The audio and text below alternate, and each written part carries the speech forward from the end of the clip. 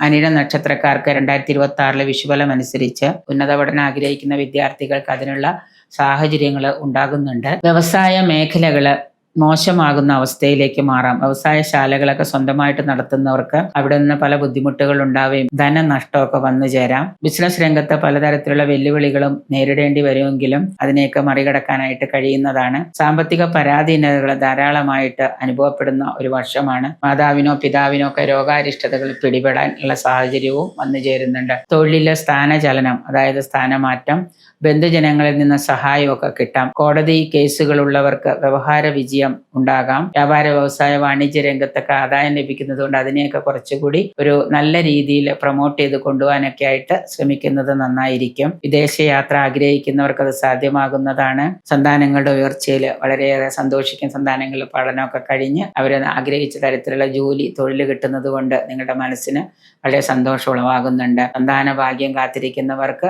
അത് തുണയ്ക്കുന്നതാണ്.